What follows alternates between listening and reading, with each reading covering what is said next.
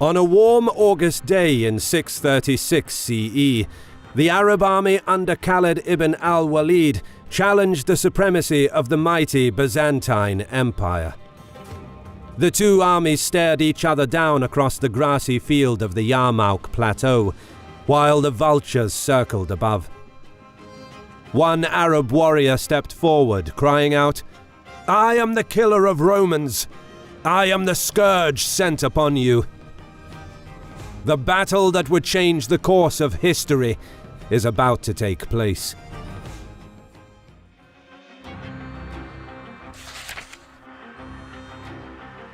After Prophet Muhammad's death in 632, the first caliph, Abu Bakr, coordinated military campaigns over vast territories of Arabia, turning the peninsula into a stronghold of Islam. This expansion was spearheaded by battle-hardened and experienced commanders, most notably Khalid ibn al-Walid, the most dependable commander for the Prophet and his successors. The caliph's goal to bring all Arab tribal groups under Rashidun rule, including those in the steppes and cities of Iraq and Syria, led to the first direct clashes with the Byzantines and Sasanians. The two empires had been at war with each other for decades, and the prolonged conflict exhausted the two superpowers. The Byzantines formally restored control over their territories, but decades of war brought political and economic strife across their territory in the Levant, and the imperial authority wasn't yet fully re-established beyond the Dead Sea in the southeast. Foreign policy changed as well. The empire stopped subsidizing many tribal groups that fought on their side, deeming this financial expenditure was no longer needed now that the war against the Sasanians was won. Instead, they began building defensive coalitions with nomadic groups of northern Hejaz to guard Syria from the southeast, extending their political control into Arabia, thereby directly threatening the Muslims who sought to unite Arab tribes under the banner of Islam. Hence, it was imperative for Abu Bakr to assert Rashidun influence in the direction of Syria before the Byzantines could make headway in pulling this area into their sphere of influence. In early 633, 4 Arab armies entered Byzantine territory, commanded by Amr ibn al-Az, Shurabil ibn Hassana, Yazid ibn Abi Sufyan, and Abu Ubaidah. They were ordered not to attack, besiege, or raze any major cities. The objective of this initial phase of the campaign was to occupy the countryside inhabited predominantly by the Arabic-speaking population, many of whom would join the Islamic cause, thus swelling Rashidun ranks and providing valuable logistical support. These early operations laid the groundwork for the upcoming invasion and, ironically, Abu Bakr's focus on the countryside would fool the Byzantines into perceiving the Muslims as mere raiders, and therefore no significant imperial forces were assembled to combat the threat in early 633. Meanwhile, in the east, Caliph's orders were the same: bring the Arab tribes of Iraq into the fold. From the south, Abu Bakr dispatched Khalid, his most trusted commander, in early spring. As the army assembled, the core of Khalid's force of loyal volunteers was augmented by troops from several tribes across Arabia. Some of these tribes fought against Medina in the Ridda Wars, but some sections remained loyal, and it was these troops that now reinforced the campaign against the Sasanians.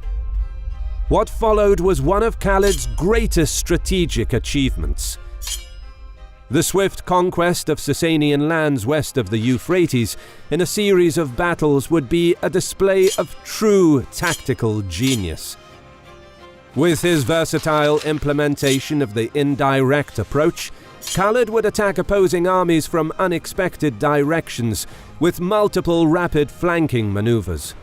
Furthermore, he was one of only a few commanders in history who used double envelopment to encircle and destroy armies larger than his own, launching perfectly timed cavalry attacks on the opponent's flanks.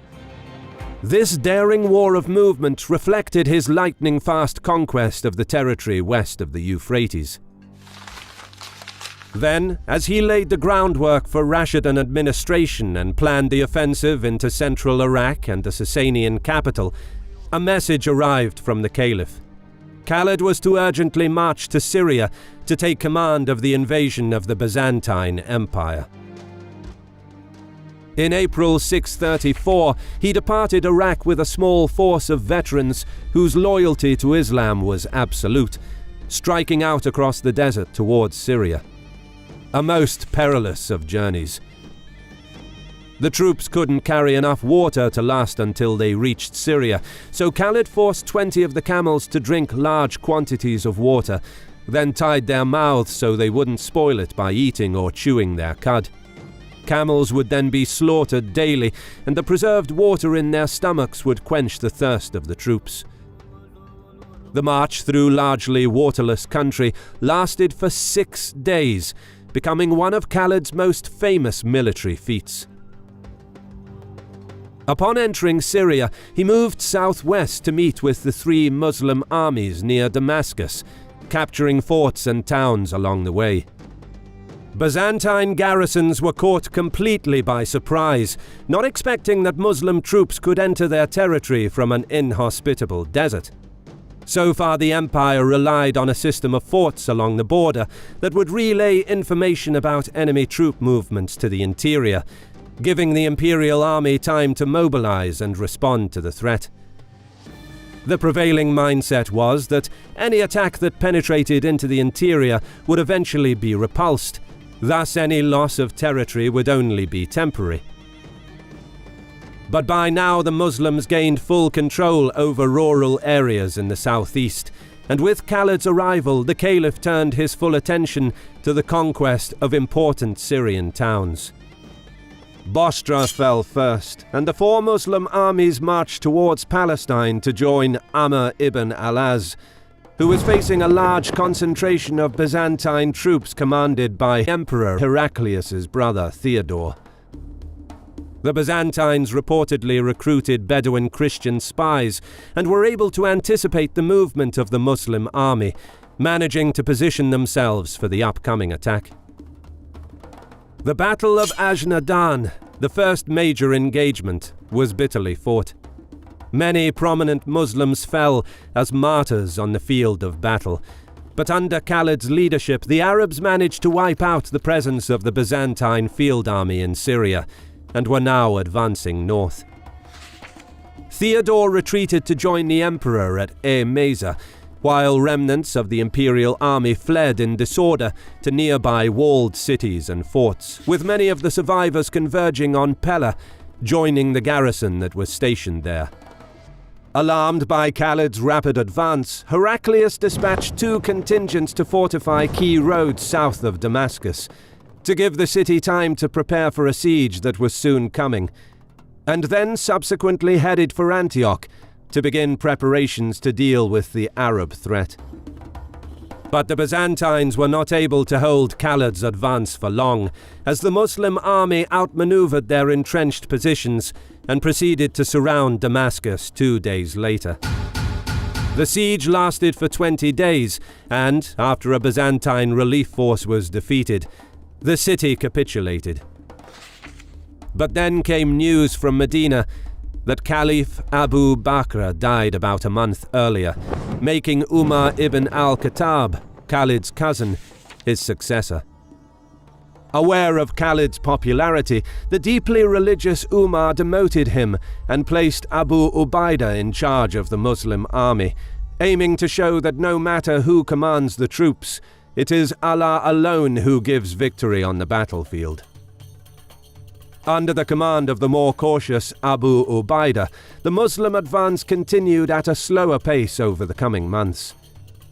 He divided the army in 2, advancing north with the majority of the troops, while sending 2 armies to capture Palestine, where several strong Byzantine garrisons remained in the rear during the initial rapid Muslim advance.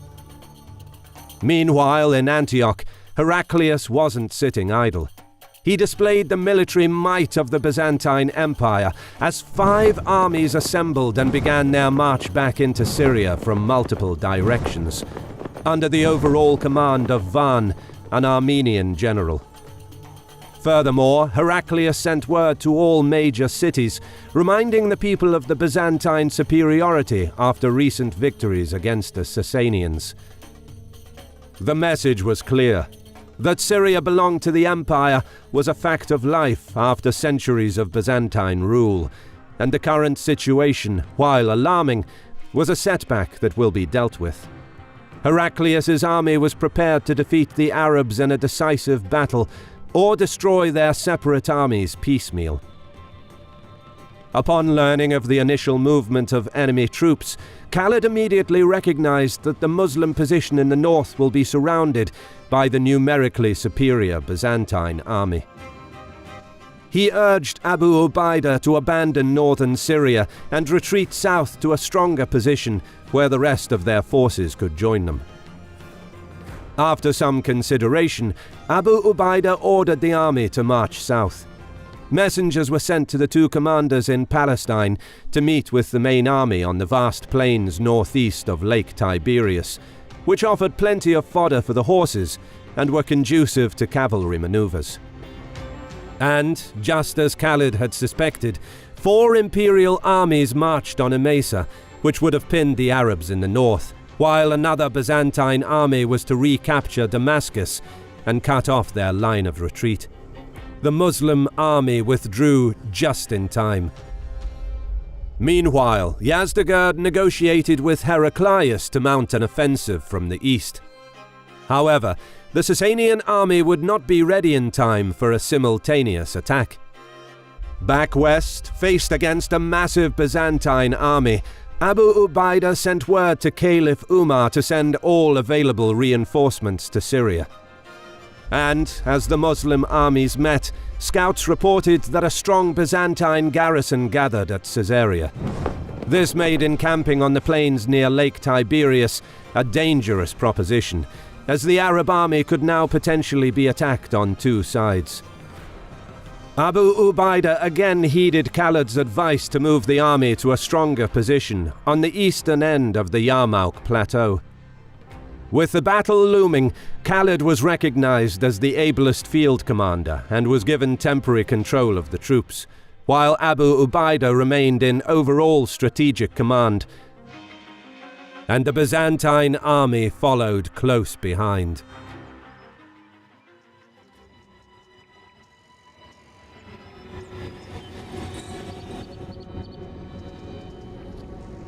Terrain would have a major impact on the course of the battle. The Yarmuk Plateau is predominantly an undulated flat plain, dotted with rocky outcrops. Rivers Yarmuk, Rukad, Alan and Harir slice deep into the level plateau, creating deep gorges with steep cliffs. The grassy plain offered enough fodder and several springs to supply both armies. And the Byzantines were not in a rush. Van was instructed by the emperor to try and pay off the Muslims to go back to Arabia, or at the very least to stall negotiations until the Sasanians were ready to attack in Iraq. Jabala and Gregory did much of the mediation, but as the talks dragged on for up to 3 months, reinforcements sent by Umar began arriving. Concerned that he might lose the numerical advantage, Van took matters into his own hands and asked to negotiate with Khalid in person. By his own words, the Armenian general regarded the Arabs as nothing more than impoverished, hungry, wretched Bedouins, and he offered Khalid food and gold to leave Byzantine lands. Unimpressed by Van's condescendence, Khalid responded, "It is not hunger that brought us here," calling on the Christian general to embrace Islam in exchange for peace, adding, "If you refuse, there can only be war between us, and you will face men who love death as you love life." Enraged, Van fired a warning. Better men tried to take our lands but were all defeated. Negotiations were over. Van positioned the main Byzantine camp near Al-Yakuza, from where one of the main Roman roads connecting Egypt and Syria could be defended. He anchored his battle line to the gorge in the south and arrayed his troops along the Alan River, stretching to the town of Jabia in the north. On his left flank he placed the Slavic infantry, commanded by Kanatir, a Slavic prince. In the center, Jabala commanded the Ghassanid contingent, while Derjan led the Armenians. Gregory commanded the experienced Greek infantry on the right flank. It is said that the last Roman legion, the Macedonian 5th, was under his command.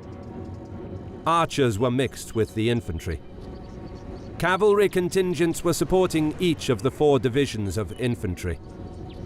The Byzantine army numbered around 40,000. Across the field, Khalid stretched his infantry to match the length of the Byzantine line, with the left flank anchored on the gorge in the south, while his right flank reached the vicinity of the town of Nawa. He placed Amr in charge of the right flank, Shurabil and Abu Ubaidah in the center, and Yazid on the left, with archers mixed in with the infantry. Cavalry contingents were positioned to prevent breakthroughs, while Khalid took command of the hand-picked cavalry reserve. The Arab army was around 25,000 strong. The long battle line, stretching around 10 kilometers across the plain, would test the leadership of commanders on both sides. Early on August 15th, the two armies stared each other down. One Arab warrior came forward, dropped his shield and removed his armor, crying out, "I am the death of the palefaces. I am the killer of Romans. I am the scourge sent upon you. I am Zara ibn al-Azwar." Several Byzantine officers challenged the Muslim champion. In a matter of minutes, Zara cut them down in single combat. More Muslim champions stepped forward, and as the dueling spectacle continued, Byzantine troops witnessed the slaying of many of their officers. Then, at noon, Van ordered the army to advance.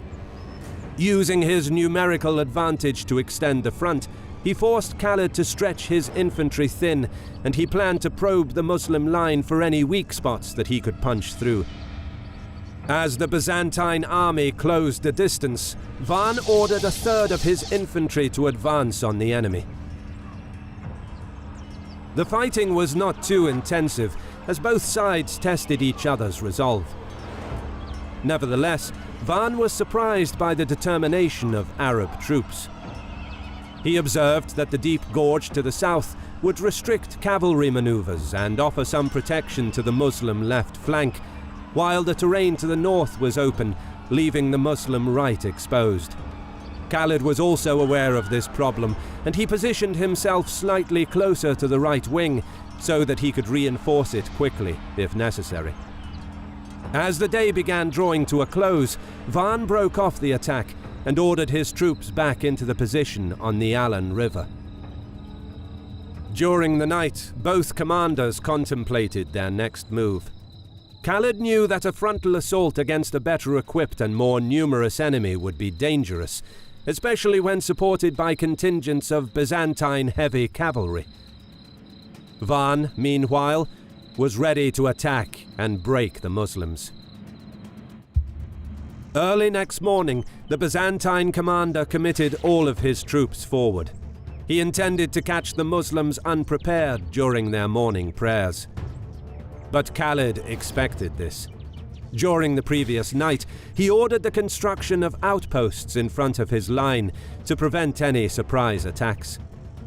Despite losing the element of surprise, Van remained confident in his drilled veterans. The Byzantine commander planned to apply steady pressure against the Muslim center in order to tie down as many of Khalid's troops as possible, while focusing the main thrust of his attack on the flanks, where he expected to overwhelm and drive the enemy from the field with his superior numbers. As the two armies clashed, Khalid's men held their ground in the center against the stalled Byzantine advance. But for his troops on the flanks, the situation was different. Kanatir attacked Khalid's right flank in force. The outnumbered Muslim infantry held fast, but were pushed back. Amr ordered his cavalry to check the Byzantine advance in order to buy time for the infantry. The cavalry counterattack blunted the Byzantine charge, but Kanatir kept pushing the Muslims back toward their camp. Women from the camp rallied, and some joined the fighting. They hobbled the camels around the camp, thus providing additional protection. A desperate struggle ensued as the Byzantines could not dislodge the determined Muslim fighters. Kanatir's heavy cavalry bogged down as their horses balked at the smell of aggressive camels, refusing to respond to the commands of their riders. In close quarters, the legs and bellies of the partially armoured Byzantine horses now became exposed, and many of the heavily armoured riders were pulled down from their saddles. Kanatir could not sustain the attack any longer. With Van's attack against the Muslim right flank broken, Khalid seized the moment to exploit the gap that had opened up between Kanatir and the Byzantine centre. He ordered Amr to send his cavalry regiment and attack Kanatir's flank from the north. With incoming cavalry support, Amr ordered a general advance. The three-pronged attack forced Kanatir to abandon his advanced position and retreat towards the main Byzantine line. By timing his flanking maneuver to perfection, Khalid managed to push the Byzantines back with fewer troops. Had it not been for the disciplined retreat of Kanatir's experienced Slavic infantry, the Byzantine flank could have collapsed entirely. But the situation on the Muslim left was considerably more serious. With much of Khalid's mounted units currently on the right flank, Yazid's position was being overrun. Byzantine cavalry broke through the ranks and pushed towards the Muslim camp. Gregory's infantry slowly ground their way forward as Yazid's outnumbered infantry could not stop them. As they fell back to the camp, Yazid's troops were met with a barrage of insults and rocks thrown at them by the ferocious Arab women, who urged them to not let the enemy defeat them, with some of the women taking part in the defense of the camp. Yazid was finally able to stabilize his line near the camp, temporarily stemming the Byzantine assault. Just as Van's plan appeared to be succeeding on the Muslim left, Khalid again showed his ability to adapt quickly. With the right flank stabilized, he dashed across the battlefield to aid the embattled Yazid. He detached a cavalry contingent under the command of Dara ibn al-Azwar, ordering him to round the Byzantine centre. This decision proved crucial, for when Dara struck the flank of the Byzantine centre, he fixed them in place, preventing reinforcements from reaching Gregory to support his push against the Muslim left. But most importantly, this maneuver gave the impression to the Greeks that they were being outflanked, damaging their morale. Further on the left flank, Khalid came to Yazid's aid, hitting Gregory's division. The Greeks gave ground under pressure, suffering particularly heavy casualties. During the fighting in the centre, Dara's troops killed the Byzantine commander, Derjan, who fought with his troops in the front. Finally, as dusk approached, the two exhausted armies ceased hostilities for the day. For Van, losing one of his key lieutenants was an enormous blow, and the speed of Khalid's counterattacks exposed weaknesses in his plan, forcing him to change tack. The battle resumed with the Byzantines again advancing on the Muslim line. This time, however, Van focused mainly on Khalid's right flank, where the Byzantine heavy cavalry could do more damage. Bitter fighting ensued as the Byzantine heavy cavalry charge outmatched Arab light mounted units. Amr's division fell back, followed shortly by Shurabil. As Jabala's flank slowly became exposed, Khalid sprang into action at this critical moment, charging into the gap towards the Ghassanid flank. Finally, Amma managed to rally his forces and re-engage. Shurabil too reorganized after taking some losses and went on the offensive. The fighting developed into a bloodbath as the outflanked Ghassanids took a heavy beating and retreated in disarray. Seeing Jabala disengaging, Kanatir too withdrew in good order. Khalid's well-timed flanking attack again stopped the Byzantines. The next day, Van persisted with the same battle plan. Kanatir led the Slavs against Amma's division. Jabala's Ghassanid division, now reinforced by Van's Armenians, advanced on Shurabil. As soon as they met the Byzantine charge, the Muslims were hard-pressed. Arab light cavalry was especially having trouble holding the push of the imperial cataphracts. Meanwhile, Van ordered the Armenians and Greeks forward at a slower pace. Khalid now feared a general Byzantine assault along the entire line.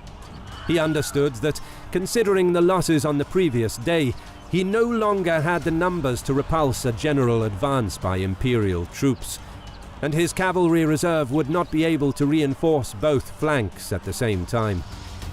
To avert disaster, Khalid sent Abu Ubaidah and Yazid forward, aiming to stall Van's advance and buy some time for his troops on the right.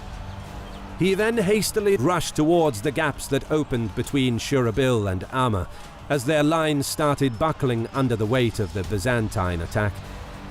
Meanwhile, the Muslim left held the initial Byzantine push, but Van reinforced the attack with horse archers, subjecting the Arabs to ceaseless barrages of arrows.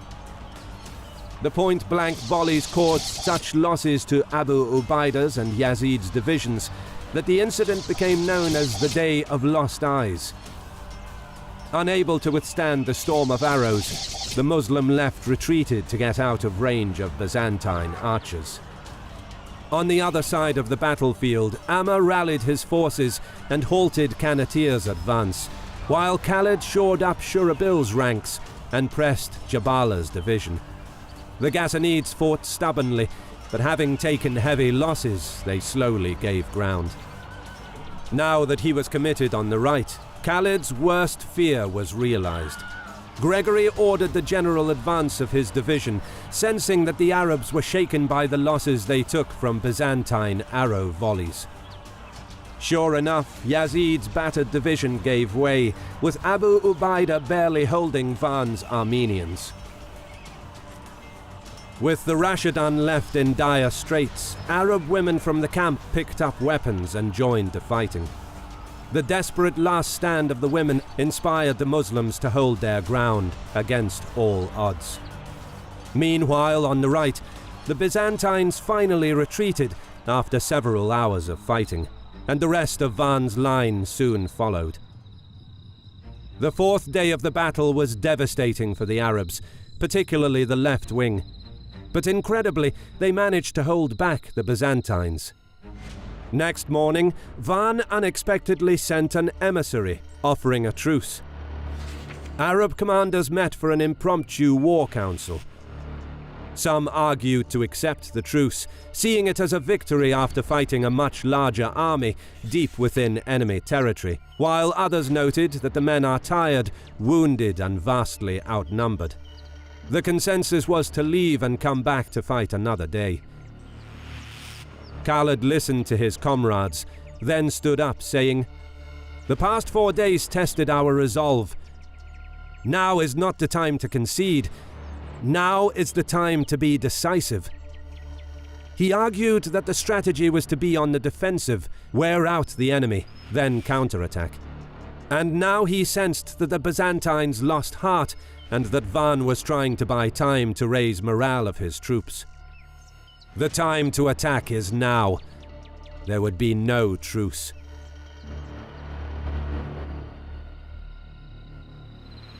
During the night, Khalid inspected the troops. Wounded soldiers leaned on each other, but even in the face of such overwhelming odds, their spirit never wavered. Determined to go on the offensive, the Muslim commander sent Daraa with 500 riders on a wide flanking maneuver to capture a key bridge across the Raqqad Gorge that served as a main line of communication between the Byzantine army and their camp. The fight back has begun. As the sun rose on the next day, from the Byzantine line a hulking figure trotted out on his warhorse into the no-man's land.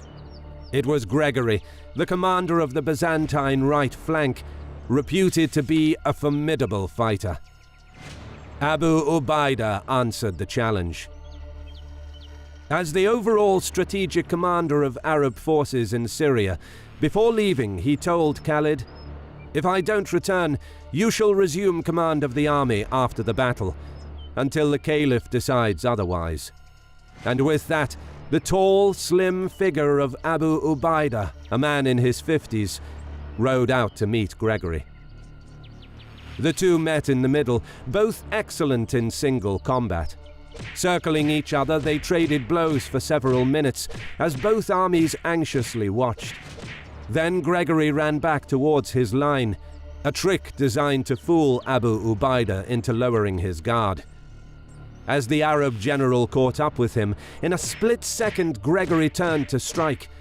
Abu Ubaidah ducked to evade the blow, striking the Greek general across the neck with his blade. Gregory dropped his sword and slumped from his horse. Moments later, Khalid ordered the Muslim line forward.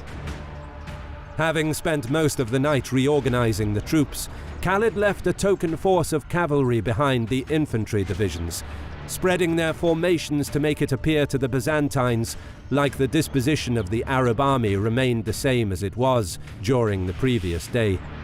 And he took all of the remaining cavalry, hiding it in the shallow dips of the plateau. Some of the men in the Byzantine line could hardly believe that, despite such heavy losses, the Muslim army went on the offensive. As the clash in the center erupted, the Arabs pressed hard. They were determined to drive the enemy back, but their substantial numerical disadvantage meant that they could not sustain this battle of attrition for long.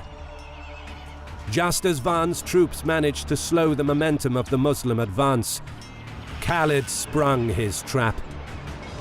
From the gentle dips in the terrain, 8,000 riders galloped forward. By amassing most of his cavalry, Khalid planned to surround the Byzantine left flank. Knowing that time was of the essence, he urged his men to ride fast and without hesitation. Speed would decide the outcome of the battle.